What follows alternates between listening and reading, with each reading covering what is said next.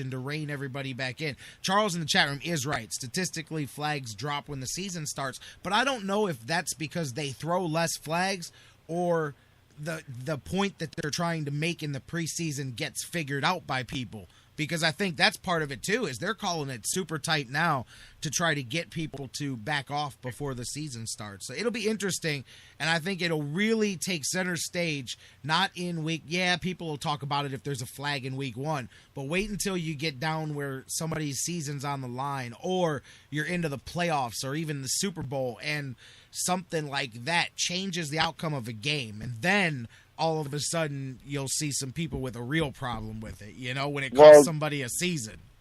The thing I got out of it was, it's kind of like when you try to break a pitcher's rhythm when he retires 14 or 15 in a row, and you try to do something to take him out of his rhythm. That's exactly what them flags were doing to both offenses. You couldn't get anything started because the next play was a flag. Absolutely.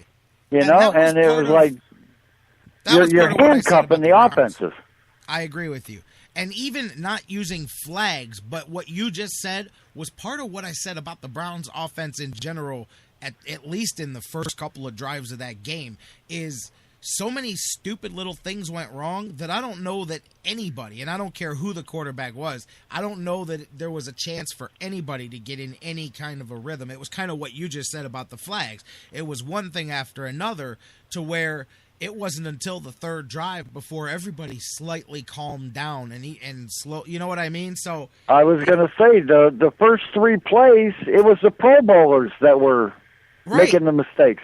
And, I mean, I will give Alex Mack credit. Yesterday, I read his statements after practice, and he point-blank took all the blame for that. He said, let me stop you right now. That wasn't Brian. That wasn't Cameron. That wasn't anybody else. That was me. I snapped the ball on the wrong count, and so I made everybody else look like they were wrong. But that was all me. He said the first thing he did was went up to the coaches and said, hey, that was my fault, man. So, but then like I said, each guy took a turn making a mistake. And next thing you know, you're 10 minutes into the game and you haven't got nothing going and everybody's taking a turn screwing something up. You can't have that. So I'm hoping to see some continuity starting this weekend. Well, I know when it happened, and Thomas had the happy feet. I was blaming Schwartz, I said, it's got to be that Schwartz guy again, but it wasn't. So, But everybody looks to blame Schwartz. I like guy Mitchell Schwartz, I don't know. Like for some reason, he just gets on my nerves. The guy just can't seem to do anything. No, I'm with you. I liked him coming out, and I just think his potential. It may just be as a backup. He may not be starting tackle material. I mean, but there's times I do like what he does. I mean, so we'll see. Offensive lineman switching system. It's a little different. I want to see if he does better in this. Shanahan zone blocking deal, we'll see. But I'm with you. Unless he falls on the ground and trips somebody, I don't see him blocking too many people. He's the weakest spot on the line, And without a doubt. Well, if he falls apart during the season, they do have options. I mean, even Bitonio can play that position in a pinch if there's an injury or if things change, and he's definitely shown that he's ready, like major league ready, coming right in. That was a good draft. I was saying that the other night. I mean, you got 53 people on the roster. You can't find somebody that can block somebody, I do like the starting offensive line. I like the. I do too, except for occasionally Schwartz forgets he's out there. Absolutely. Oh, no, I agree with you, man. But we'll see. I like his potential, man. I really wanted to see. I don't know if he's gonna even. Get an opportunity past the cut. I liked the potential of Reed Fragel. I was with Dan Wismar. I wanted to see what that guy can do. And Gilkey too. He may be in trouble even finding a roster spot because I don't know that he's necessarily played up to what some people hoped for either. We'll see. But I know that Greco's locked down that guard spot now, and it seems like they've got the 5. Coach Pettin said that too. He said we're pretty set on the line. Pretty much. I mean, there's only a couple of position battles up in the air here. I mean, they're starting now to at least decide who's going to play where when it counts. So now let's see if they can. And if they can't, man, then next week we're going to have some stuff to talk about. But hopefully they just come out and look more cohesive. I will continue to say what I said yesterday, Bruce. The diagram for this year is Cincinnati last year. And what I mean by that is the way you beat Cincinnati, that's how this team's going to win its games. You're going to win your games by having a strong defense, a couple of long 80 or 90-yard drives that eat up the clock 5 yards at a time, and that's it. That's how you're going to win. You're going to not turn the ball over. You're going to keep the defense off the field, and you're going to win some lower scoring games that way. And I think that is whatever games they do win, that'll be the formula. Like when we look back at the season, that'll be how they win those games. Well, that's going to be one of the keys, is that they have to keep the defense off the field. I mean, the defense played more minutes than the offense last year. Absolutely. And JK just brought it up.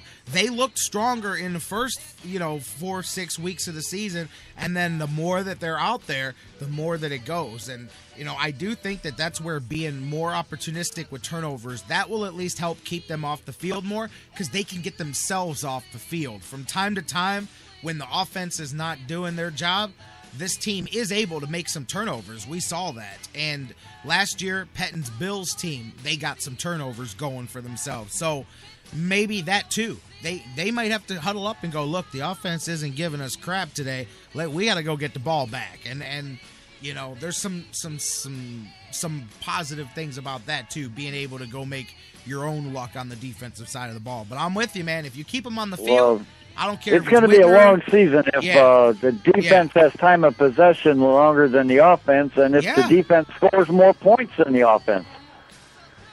Yeah, well, I was going to say, it looks like a defense that can score some points. No, I was going to say, never anything wrong with the defense scoring some points, but you're right, man. But the time of possession, for sure. If the defense is over the offense in time of possession, you're looking at another 4-12 season, no matter what. So we'll see, though, man. I mean, again, I'm with you. We just got to watch and see. This week here will give us some idea, at least in the first half. We'll see. Just remember, last year, they, at least the starters, looked good in games 1 and 2 of the preseason, stunk in the third one when they were actually dress rehearsing it. So maybe this year they'll stink offensively in the first 2 and then show you, hey, we're not as bad as you think in the third one. I don't know. All we can do is watch the game and find out, bro. I'm hoping they prove it wrong. Oh, me too. Me too. I mean, hey, look, I know you get into it with Browns fans, and I know your feelings because you're not believing that this, since 99, is real Browns football, and there's so much truth to that. I'm with you. I understand that.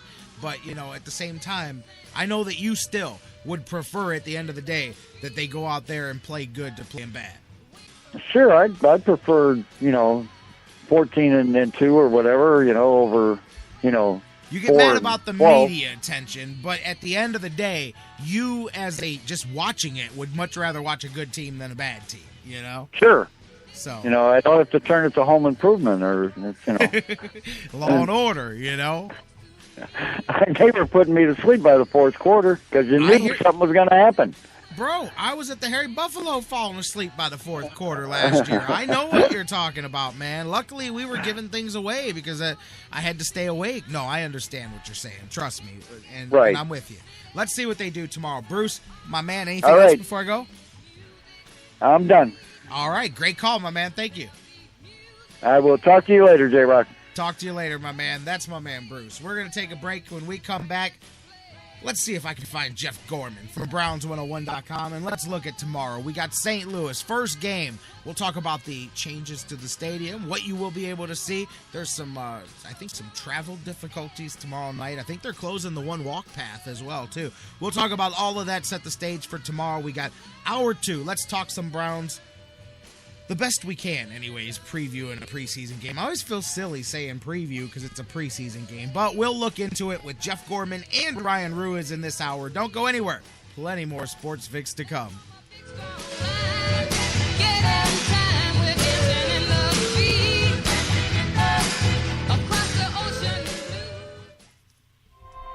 There's something kind of about a kid that's never played baseball. Throwing you the best sports commentary in town. The Sports Fix. I'll tell you what, whether you just started listening to the show today or you've been listening since the beginning of the Sports Fix, you know that our thing is how proud we are to be from Cleveland, to be in Cleveland, and to get the opportunity to broadcast and represent Cleveland to the world live right here on the Sports Fix each and every weekday. Well, I'll tell you what, that same sentence could just replace the word Sports Fix with our friends GV Art and Design and have the same statement, because GV Artwork, you guys have seen their stuff all over town, makers of some of the best Cleveland sports apparel you'll ever see. Unique, original designs. Fantastic. They say Cleveland that I love, and then they put it on their chest, and they put it on your chest too. Don't forget, we tell you all the time, use the sales code FIX10. Any purchase you make with gvartwork.com, you'll save 10% on your total purchase, just for letting them know that you heard about it right here on the Sports Fix. So whether you check them out, gvartwork.com, or check out the brand new store in Lakewood on Detroit Avenue, they are fantastic people with a fantastic product. Cleveland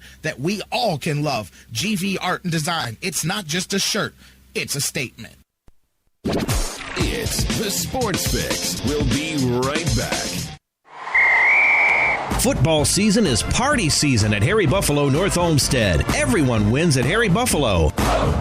Every Saturday is Coors Light College Football Saturday with $6 pitchers, 4 bottles for $10, and the Buckeyes in full HD. Football season is most definitely party season, and your headquarters is Harry Buffalo North Olmsted all winter long. Harry Buffalo. Join the herd.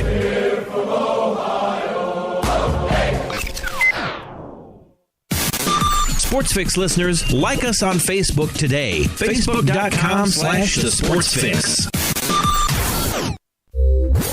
At the corner of Carnegie and Ontario, it's basketball time at the Q. Cleveland rocks! Have you gotten your copy of Cleveland's Finest yet? Highlighting the best moments, players, and media members in Cleveland sports history? He won it!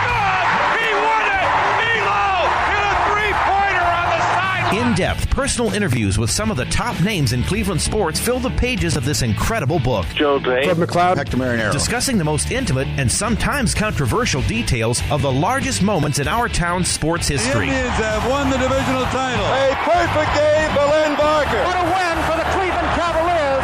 Their first time in a playoff. It's the first book written from the players' point of view, with the media that covered it and the fans that watched. Finally, the true stories are told, from a miracle in Richfield to the NBA Finals. The Detroit Pistons have been booby-trapped. From a perfect game to a World Series one pitch from victory. From a Wildcat High School dynasty to the golden days of the Browns, Barons, and Crunch, this book will change the way the entire sports nation looks at Cleveland. Cleveland, you will have an October to remember. Cleveland's Finest by Vince McKee is this year's must-have book for every Cleveland sports fan. Available now at Amazon.com. Get your copy. Portions of the Sports Fix brought to you by Quick Lane at Valley Ford Truck, home of the low-price tire guarantee. QuickLane.com/Valley Ford Truck. Hey, everybody, this is Doug Plagens, the voice of the Lake Erie Monsters, and you're listening to the Sports Fix.